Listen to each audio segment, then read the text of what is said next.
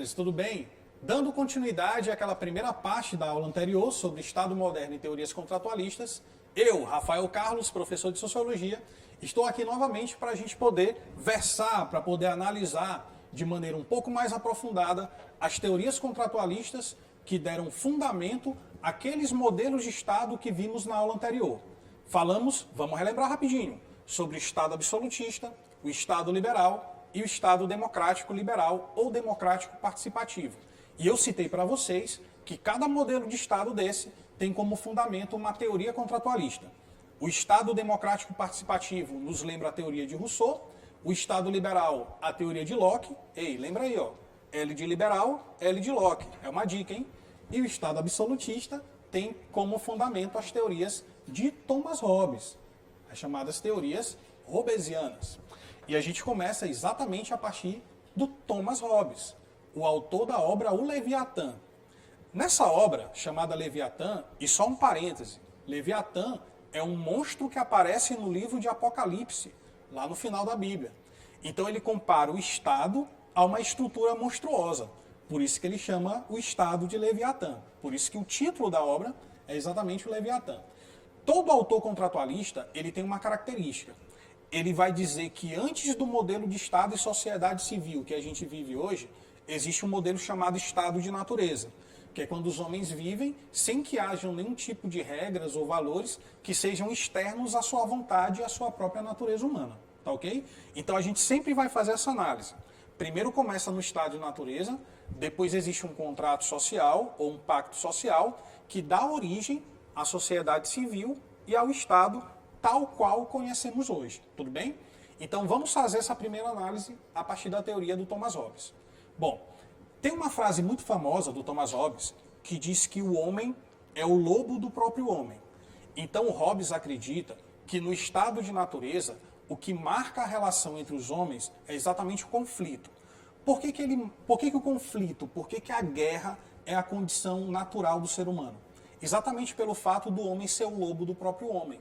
Então ele sempre vai agir de forma selvagem, de forma instintiva, buscando a sua autopreservação e a satisfação da sua necessidade em particular, sem se preocupar muito com os outros.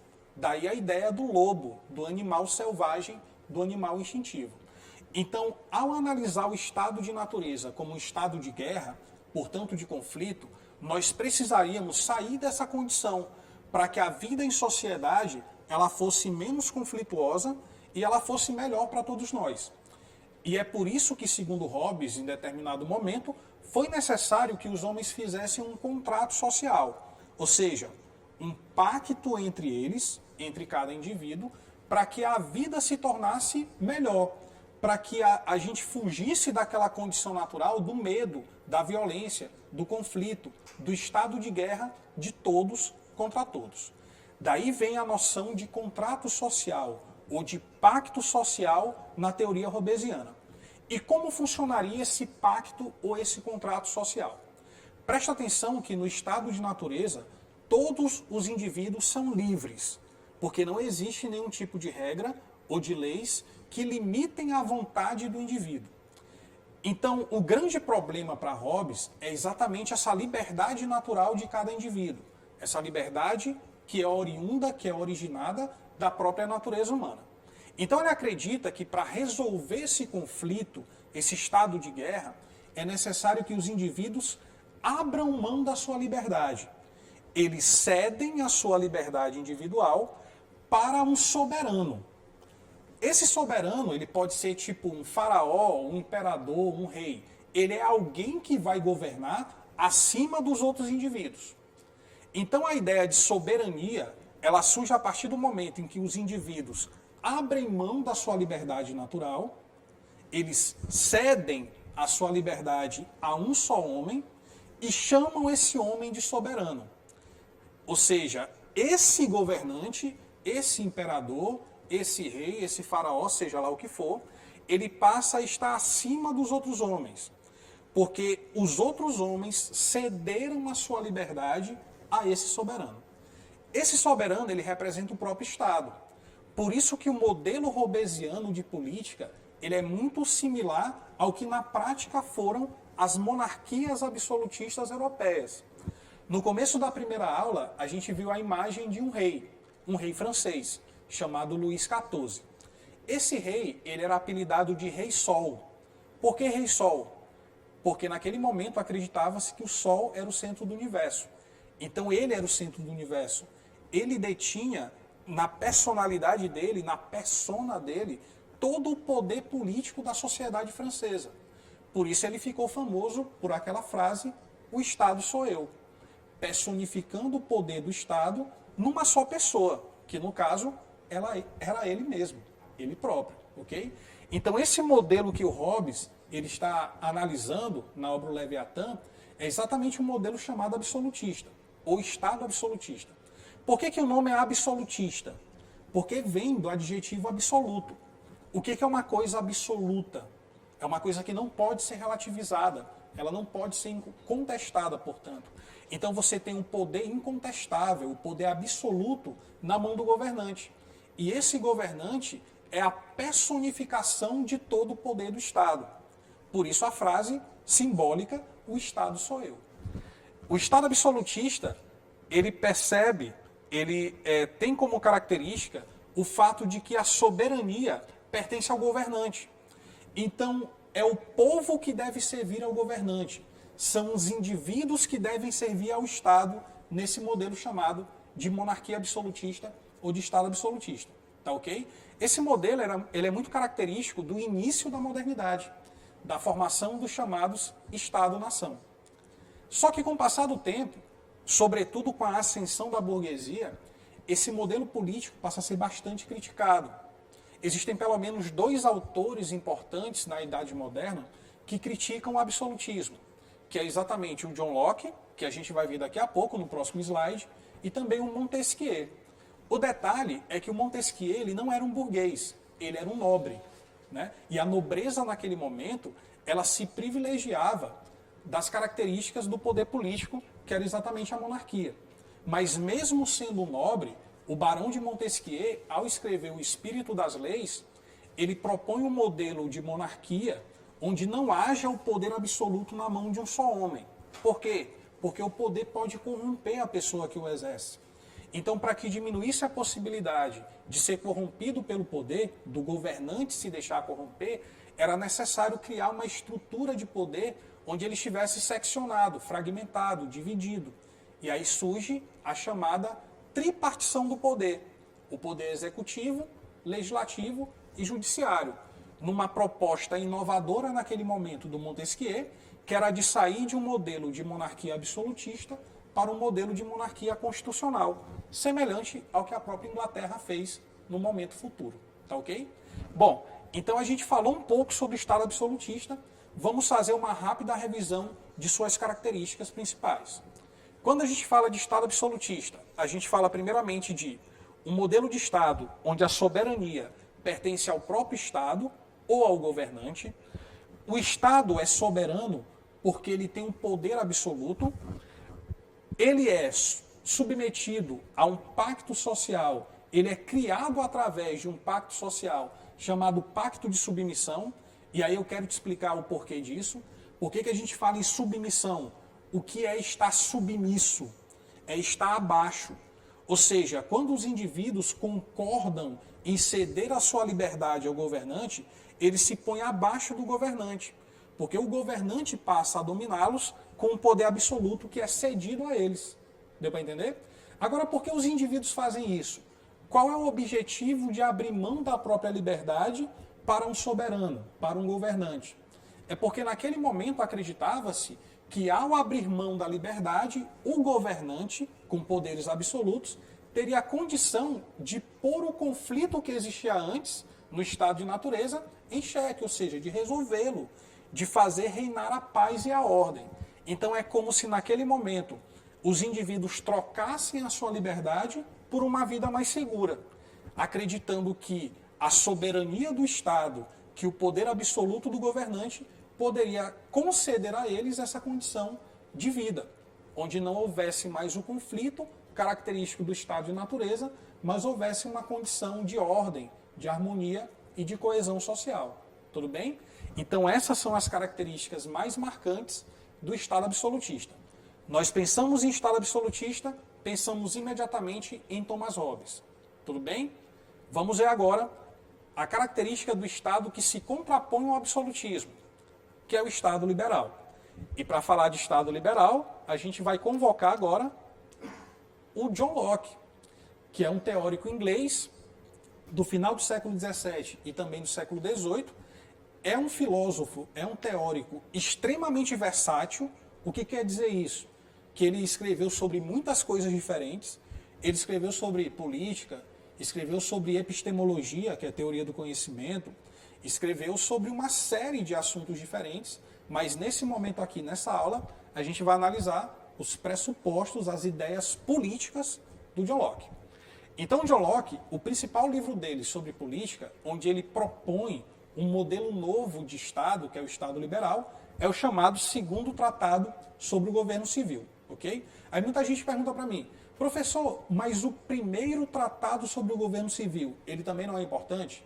Olha, isso é uma pegadinha. Esse segundo não é de colocação, é de conformidade. É como se ele estivesse dizendo assim, conforme o tratado sobre o governo civil, certo? Então não é segundo de primeiro, segundo e terceiro. É segundo de conformidade. Conforme tratado sobre o governo civil, ou seja, segundo tratado sobre o governo civil. Nessa obra, o Locke ele faz uma análise muito interessante sobre o estado de natureza. Ele vai dizer que todos nós, indivíduos, todos os seres humanos, nascemos livres e iguais. Então a liberdade e a igualdade são condições naturais do ser humano, naturais de cada indivíduo. Mas por que o Locke está dizendo que todos nós somos iguais? Em que sentido nós seríamos iguais? Em aparência? Obviamente não. Mas seríamos iguais porque, segundo Locke, existem 3 direitos naturais que competem a cada indivíduo, a cada ser humano. Quais são os 3 direitos naturais do homem, segundo Locke? Presta atenção, hein? O primeiro é a vida, o segundo é a liberdade e o terceiro é a propriedade. Pensa bem, qual é a classe social que vai adorar essa teoria? Que fala que a propriedade privada é um direito fundamental e natural do ser humano. É exatamente essa que você pensou, a burguesia. Então essa teoria do Locke é uma teoria que ali no final do século XVII para o começo do século XVIII agradou muito a classe que estava ascendendo, ou seja, crescendo socialmente, que era a burguesia. Porque dizia que a propriedade privada, que é uma das características defendidas também pelo ideário burguês, seria um dos direitos naturais e fundamentais de cada ser humano, portanto, de cada indivíduo. Segundo Locke, existem 3 direitos naturais. Isso faz parte de uma perspectiva jusnaturalista. Quando eu falo jus, te lembra o quê? Justiça, direito. Quando eu falo naturalismo, te lembra a natureza. Então, jusnaturalismo é exatamente os direitos naturais do homem, corresponde aos direitos naturais do ser humano. Vamos recapitular? Primeiro é a vida, segundo a liberdade, terceiro a propriedade. Então, naturalmente, eu tenho o direito de viver, de exercer minha liberdade e de ter a posse daquilo que me pertence, que é o direito à propriedade. Só que tem um detalhe. Mais uma vez, a liberdade será um problema. Por que a liberdade é um problema para o Locke? Porque se eu tenho a liberdade e ela não tem limite algum, não existe nada que limite a minha liberdade, eu posso exercer o meu direito de ser livre e ameaçar a vida do meu colega, e ameaçar a vida de outro indivíduo. Só que se eu fizer isso, eu estou exercendo um direito que é meu, colocando em risco um direito que é do outro. E isso não me parece justo, e não parece a ele também. Da mesma forma, se eu tenho a liberdade de fazer qualquer coisa e não há nada que limite a minha liberdade, eu posso ser livre para pegar o celular do meu colega, para poder me apropriar de uma coisa que não me pertence. E isso, novamente, iria atingir um direito do próximo, atingir um direito do outro. Então, o grande problema desses 3 direitos naturais é exatamente a liberdade sem limite algum. E aí o Locke vai dizer o seguinte, Então, para que a gente possa viver de maneira mais harmônica, é necessário que existam limites para a liberdade. Daí vem a noção de pacto social, ou de contrato social na teoria liberal, na teoria do John Locke. Só que, diferente do Thomas Hobbes, para o Locke, os indivíduos não perdem a sua liberdade, ok? Ou seja, eles não cedem a sua liberdade a um governante, a um soberano. Mas eles limitam a liberdade, segundo as leis, para que todos possam ser livres e ter os seus outros direitos também garantidos, ok? Então, daí que vem a noção de pacto social de consentimento. Diferente desse outro aqui, ó, que é o Thomas Hobbes, que fala de um pacto de submissão. Estar submisso é diferente de consentir. No pacto de submissão, os indivíduos abrem mão da liberdade e se submetem ao poder do governante, ao poder do soberano. No caso do Locke, o que ele defende não é isso. Ele não defende uma postura de submissão. Ele defende a ideia de que os indivíduos entram em consentimento para limitar a sua liberdade e assim garantir que a liberdade de cada um e os direitos de cada um possam ser assegurados. Tudo bem? Então existe uma grande diferença entre o pacto hobbesiano e o pacto lockeano, entre o pacto de submissão e o pacto de consentimento. Nesse do Locke, de consentimento, os indivíduos consentem, eles aceitam limitar a sua liberdade para que eles possam ter os seus direitos assegurados. E aí cria-se um modelo político, que é o Estado, que passa a ter a função de garantir os direitos e liberdades individuais. Se o Estado está me garantindo a liberdade, eu vou chamar ele de quê? Estado liberal. Diferente do Estado absolutista, que, pelo contrário, não garantia a liberdade do indivíduo, mas subordinava o indivíduo a seu próprio poder soberano. Beleza? Então percebe como são dois modelos muito diferentes, muito distintos. O modelo do Hobbes defende o poder absoluto do Estado, o modelo do Locke defende a soberania do indivíduo. Então, enquanto para Hobbes os indivíduos servem ao Estado, para Locke o Estado serve aos indivíduos. O Estado existe para assegurar aos indivíduos os seus direitos e suas liberdades também. Então, nesse modelo liberal, ainda existe a liberdade, mesmo depois do Estado ter sido criado. Só que essa liberdade, ela não é mais ilimitada. A gente sai de uma liberdade natural para uma liberdade civil. O que seria uma liberdade civil? Seria uma liberdade limitada e garantida pelas próprias leis, pelas leis que se originam do contrato social. Tudo bem? Então presta atenção. Para Hobbes, ninguém é mais livre, só o soberano. Todos os indivíduos são submetidos ao poder do soberano, que é o Estado, para Hobbes. Para Locke, não. Para Locke, todos continuam a ser livres. Só que essa liberdade, ela não é ilimitada. Ela é limitada segundo aquilo que as leis determinam. Então não existe liberdade fora da lei. Beleza? Que é uma teoria, inclusive, que o Montesquieu também apoia e também defende na obra O Espírito das Leis. E para a gente finalizar essa segunda parte e fazer algumas questões sobre esse assunto, vamos falar do último autor, que é exatamente o Jean-Jacques Rousseau. Muita gente pensa que Rousseau é francês, não sei porquê. Na verdade, ele nasceu na Suíça. Ele é um autor suíço que escreveu lá no século XVIII uma obra muito importante chamada Do Contrato Social, ou O Contrato Social. Nesse livro, tem uma frase também que é muito famosa, e eu tenho certeza que você já ouviu. É aquela que diz que o homem nasce bom, mas a sociedade o corrompe. Então, Rousseau acredita que a nossa natureza é uma natureza boa. Que todo ser humano, por pior que ele tenha se tornado, ele nasceu bom. Só que a convivência com as outras pessoas despertou em cada um de nós alguns sentimentos negativos, como, por exemplo, a inveja, a raiva, o sentimento de vingança. E com o passar do tempo, a nossa bondade natural, ela foi sendo corrompida. E nós nos tornamos, todos nós, pessoas corrompidas.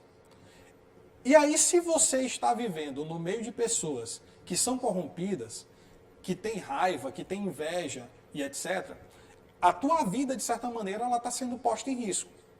Então, para que os indivíduos possam viver melhor, é necessário que se crie regras, que se crie leis, que sejam externas à vontade de cada um. Porque já pensou, se uma pessoa tiver vontade de matar outra e puder matar outra, aí fica difícil, né? A nossa convivência seria muito desarmônica, seria pior do que é hoje. Então, por isso que em Rousseau existe a necessidade de criar regras, de criar leis que estejam acima da vontade de cada indivíduo. E daí surge a ideia do pacto ou do contrato social. Só que diferente do Hobbes e diferente do Locke, o pacto do Rousseau, ele não é nem de consentimento e nem de submissão. Ele é um pacto de concordância. Ou seja, para Rousseau é necessário que todos os indivíduos concordem com as regras para que as regras tenham alguma legitimidade. Como todos estão concordando, cria-se uma ideia chamada de consenso, ok? O que é o consenso? Ele representa isso aqui, ó, a vontade geral. A vontade geral é a vontade comum coletiva. É a vontade de todos que aceitam e concordam em legitimar as regras do contrato social, para que todos possam seguir essas regras conscientes de que concordaram com o estabelecimento delas. Como existe uma participação de todas as pessoas, como todos estão concordando e não apenas consentindo, cria-se um modelo de Estado que é democrático. Da onde vem a palavra democracia? Vem do grego. Demo significa povo e cracia vem de kratos, que simboliza poder. Então a ideia de que o poder emana do povo, que é uma ideia que a gente tem até hoje na democracia, ela também está presente na teoria do Rousseau. É a ideia de que não é nem o indivíduo que é soberano e nem o Estado, mas sim a coletividade. Deu para perceber a diferença entre os três? Olha só, os três falam da mesma coisa. Todos eles falam que o Estado surgiu de um contrato social que nos tirou de uma condição natural, do estado de natureza. Agora, a forma como eles falam sobre isso é diferente. No primeiro autor, vamos dar uma voltada aqui no slide dele, para a gente poder analisar. No Thomas Hobbes, o Estado é absolutista, ou seja, a soberania, o poder, pertence ao Estado. E esse Estado, ele foi construído através de um pacto de quê? Submissão. Presta atenção, anota aí, beleza? Estado absolutista, soberania do Estado, pacto de submissão. Depois, a gente analisou o John Locke. Para o John Locke, o Estado é liberal. Liberal vai te lembrar liberdade. É o Estado que tem como função garantir as liberdades individuais e os direitos também. Como surgiu esse Estado? Por um pacto de consentimento. E quem é mais importante para ele? É o indivíduo. A soberania pertence ao indivíduo. E por último, nós analisamos o Rousseau. No Rousseau, o Estado é o quê? Democrático, participativo. Como ele surgiu? Por um pacto de concordância. Quem é mais importante para ele? Não é nem o Estado, nem o indivíduo, mas sim a coletividade. Quando eu lembrar do Hobbes, eu vou lembrar de Estado absolutista e de submissão. Quando eu lembrar do Locke, eu vou lembrar de Estado liberal e pacto de consentimento. Quando eu lembrar do Rousseau, eu vou lembrar de Estado democrático e pacto de concordância. Tudo bem?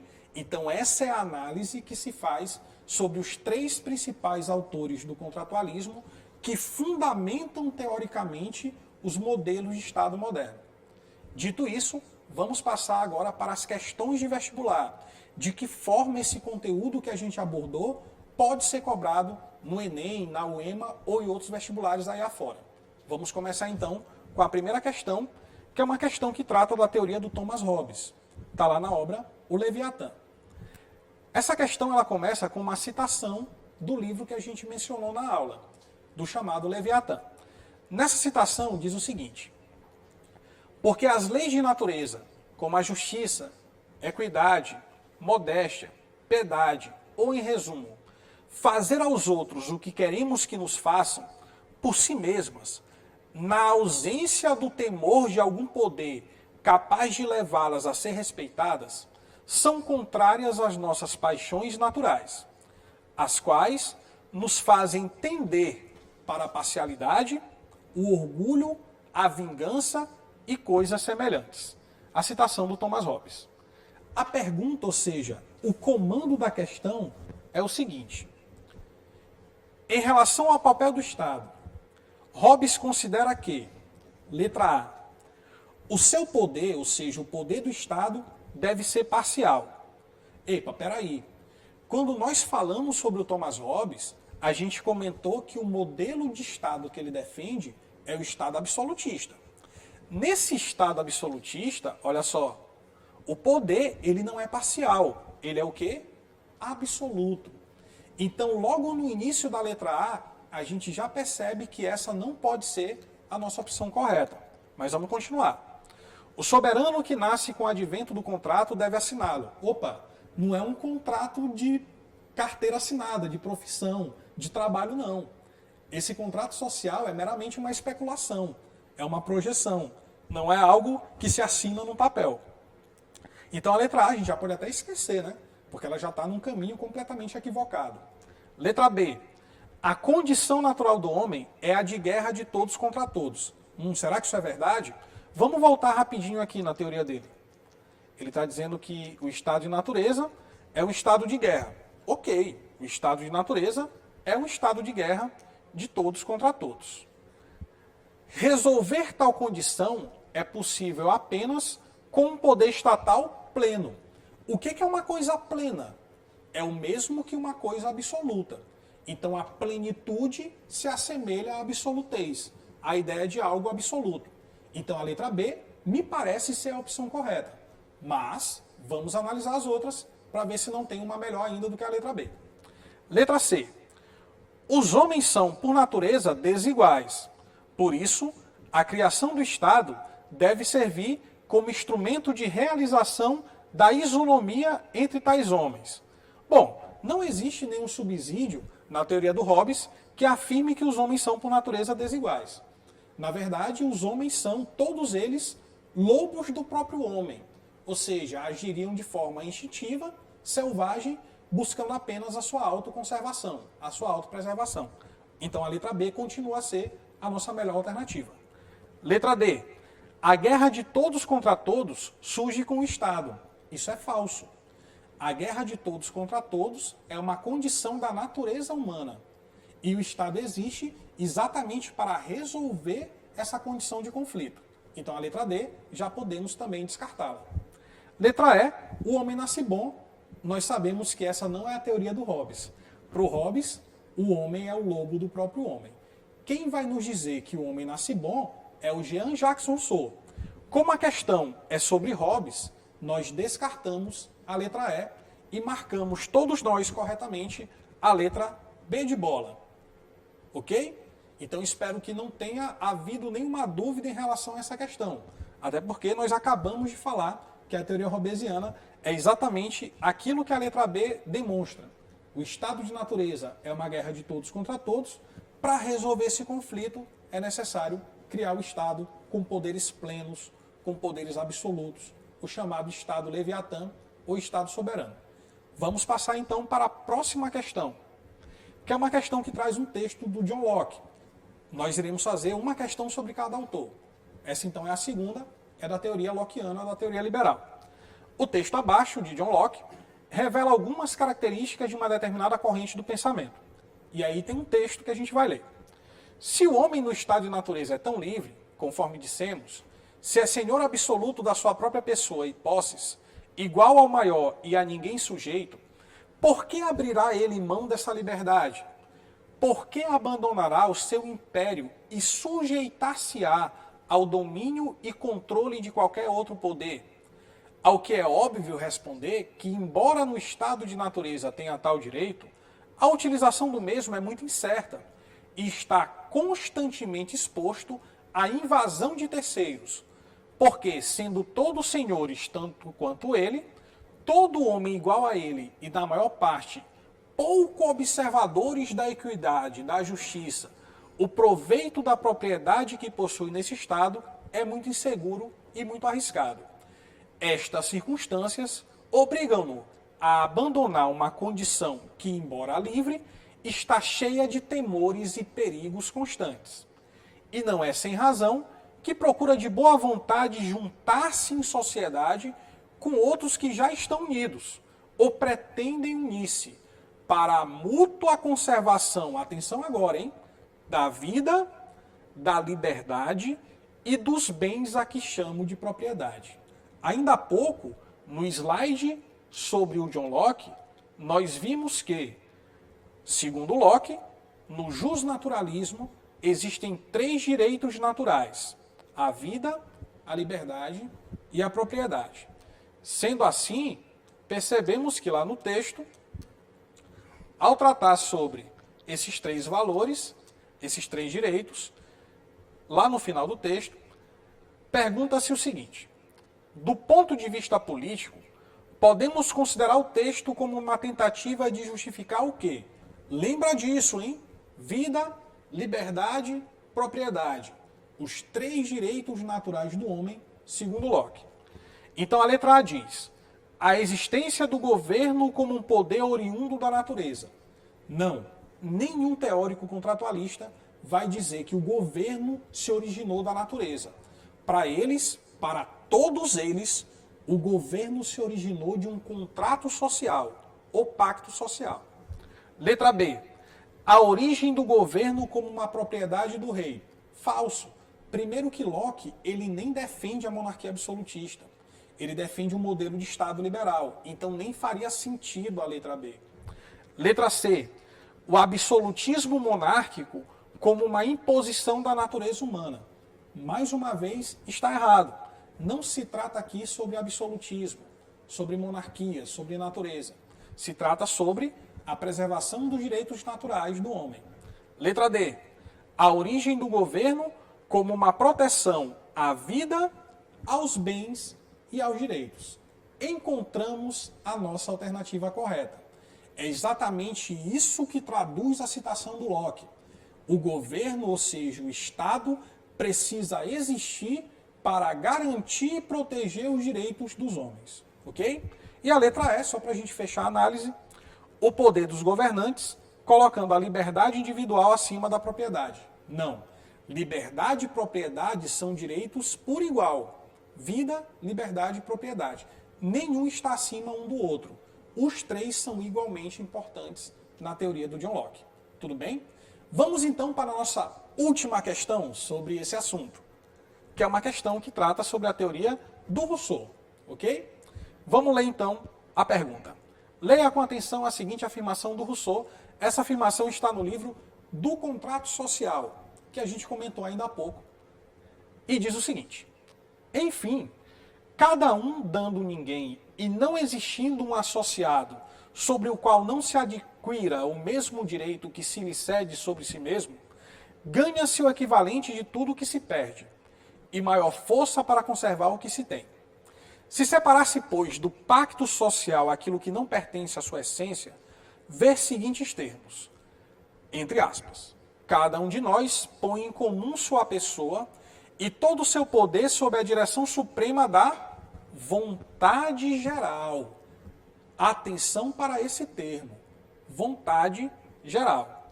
E recebemos enquanto corpo cada membro como parte indivisível do todo. Olha só, ele está falando do todo, ou seja, da totalidade.